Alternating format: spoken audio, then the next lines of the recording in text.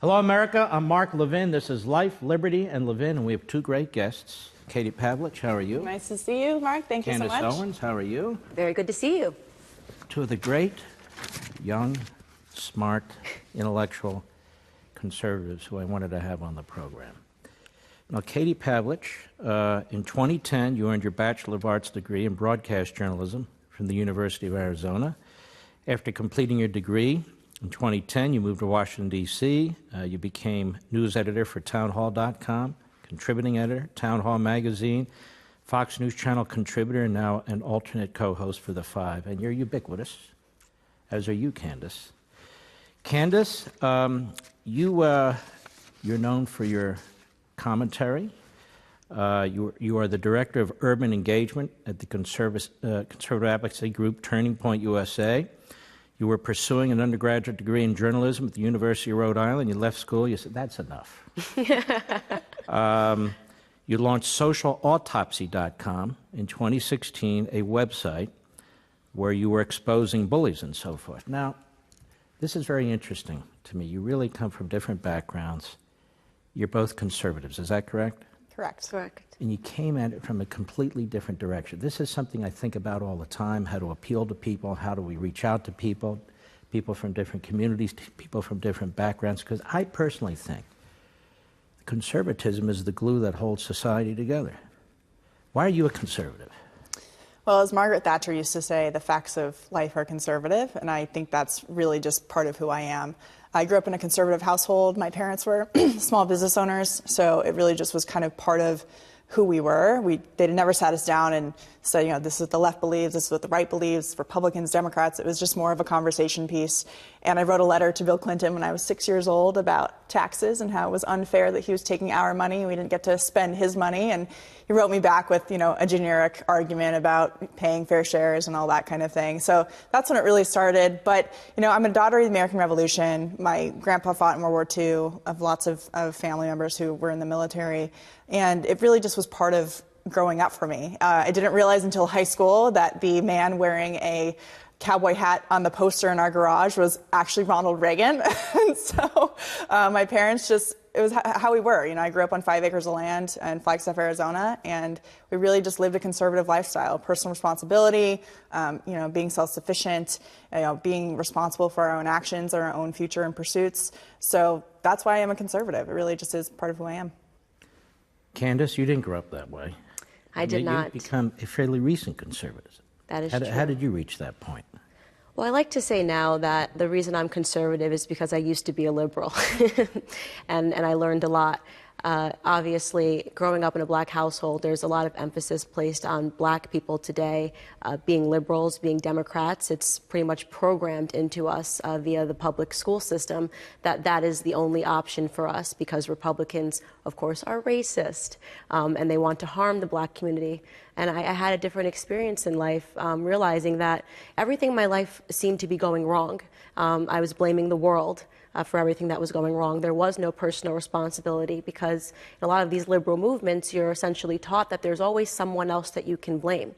And you're pointing the finger at everybody else. You're not looking internally to fix things, and you'll find that things will continue to go wrong. So during the 2016 election cycle, I was watching our wonderful president take a run for the White House, and the conversation was very strange. The rhetoric that the media was using was extremely aggressive. They were trying to convince me that he was a racist, that he was a sexist, that he was a misogynist, at one point that he was incestuous, right? They started that horrible story about Ivanka Trump, and at one point that he was a rapist. And I said, this is very strange. I grew up in a household listening to hip hop music. Trump was glorified in a lot of those music and a lot of those songs. And all of a sudden they wanted me to believe that he was a racist. So I had to ask myself in that moment, is it plausible that racism is being used as a theme to turn black people into single issue voters? And the answer to that question is, of course, yes. What does conservatism mean to you?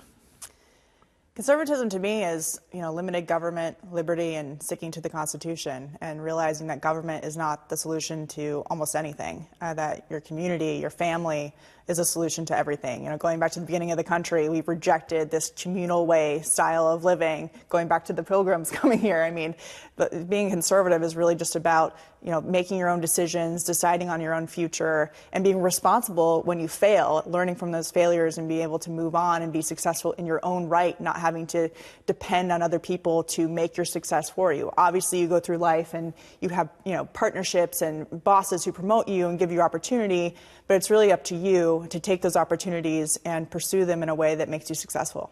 And what does conservatism mean to you? Well, if you look at the inverse, I think liberalism to me means bondage, and conservatism means freedom. The freedom to choose, the freedom to have responsibility to go after things in life. It's the founding principles of this country, that any person could come to this country with the clothing on their back and make something of themselves. I learned conservatism through my grandfather. I didn't know that that was the name. I didn't know these were conservative principles. Starting his life on a sharecropping farm, working tremendously hard, 5 years old, picking cotton and laying tobacco out to dry on a farm. And today he now owns that farm. That was the American dream. And we lost that. We gave that up as government got bigger and the individual got smaller. And this is all quite important from a philosophical perspective. You just related it to your own family. Is conservatism about individualism? Absolutely. Is conservatism about a circle of liberty that surrounds each individual that government must never penetrate? Is this an appealing idea among young people today in college campuses today? I mean, when I was a young guy, it's a little while ago, and I would go college campus, I have to say, I was fighting. I was in the minority all the time. Mm-hmm. Because the professors weren't any different. They were collectivists, they were tenured, some of them were Marxists, and it all sounds so cool. And we had to fight this. And I thought the people who fought it with me were actually the smarter ones.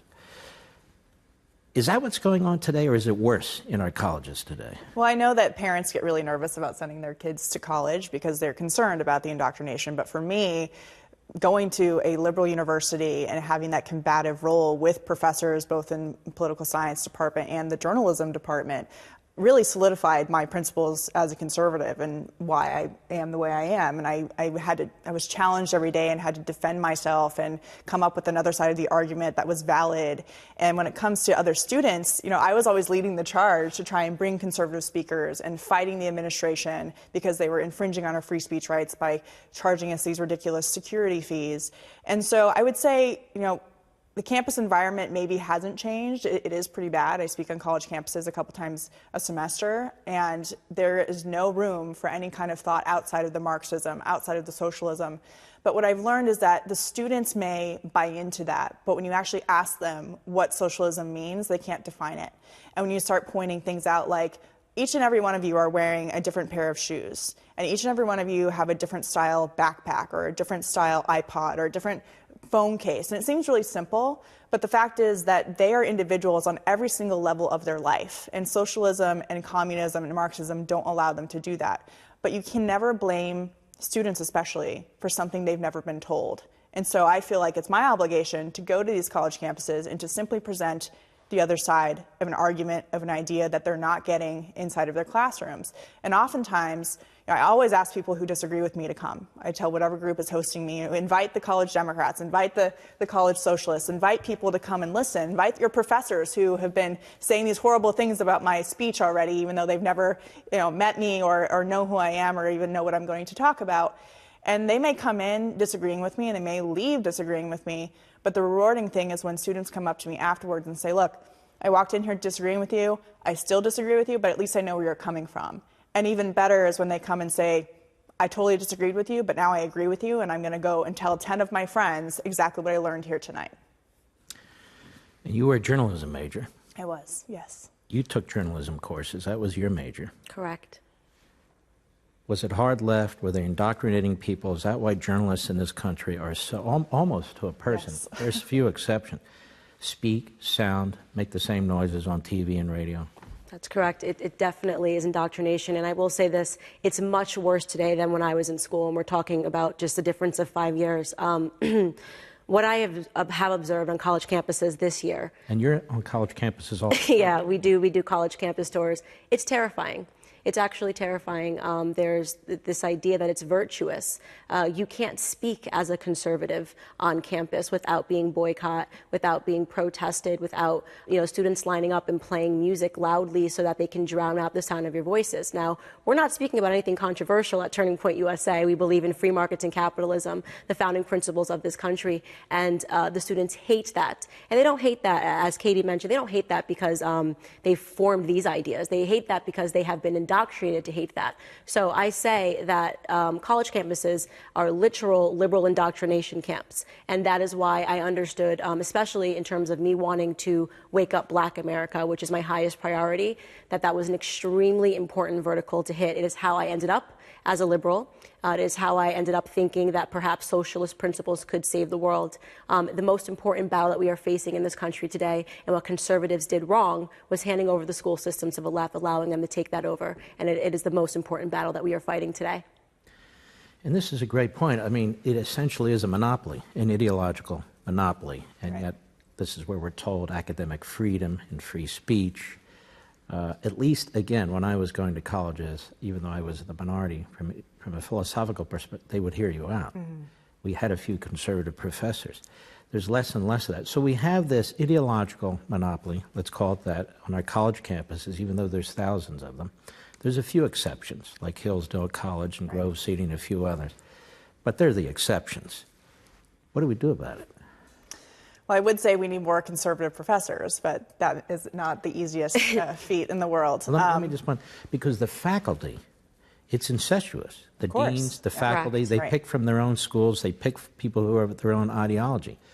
I mean, I've been looking into this myself. How do we break the back of this monopoly? Well, I think that we have to first look at the fact that taxpayers are funding these government institutions. So we call them public schools. They're really government institutions, especially when it comes to universities.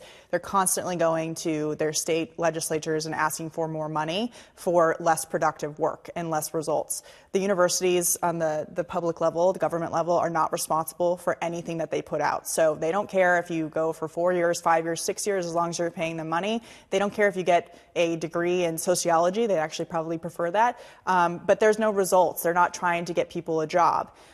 So how do we change that? First, you talk to your state legislatures about how the universities are taking all of your tax money and they're not actually producing any real world results of students who can then go get real jobs instead of being $100,000 in debt over a women's studies degree. So pull back the funding? Pull back some of the funding, look at what they're spending their money on. When I was in college, I would go on a radio show every single Thursday and expose what was happening inside the universities, inside my classroom, what my professors were saying inside the classroom, what they were spending money on. I remember they built a fake border wall across campus, and they were preventing students. Yeah, they were preventing students from getting to class. And those are the things that student fees are going towards. That's what parents are paying for. That's what taxpayers are footing the bill for. And so exposing that from the inside out is important, because alumni can look at it and say, I'm no longer going to give my money to these universities. I'm going to give them to conservative organizations instead that are actually making a difference on campus. Suing universities is key too, because they think that they're not going to be held accountable by anybody. But when they're infringing on the rights of students, organizations like FIRE have sued on behalf of students. ADF has also sued to say, look, you think you can bully students out of their First Amendment rights by bringing conservative speakers here to simply offer a different point of view? We're not going to put up with that anymore. Their constitutional rights apply on campus and off campus. When we come back, I want to know what you think too, what we should do about this ideological monopoly on our college campuses. I think these are great ideas, great things that are going on, but I think it is the biggest problem we face when it comes to young people in this country. Don't forget, folks, to join us almost every weeknight on Levin TV. Go to crtv.com/mark, crtv.com/mark, and join us. Or give us a call at 844-LEVIN-TV, 844-LEVIN-TV. And by the way, notice how patriotic our guests are. Red, white, blue, and they didn't plan it. We did not plan it.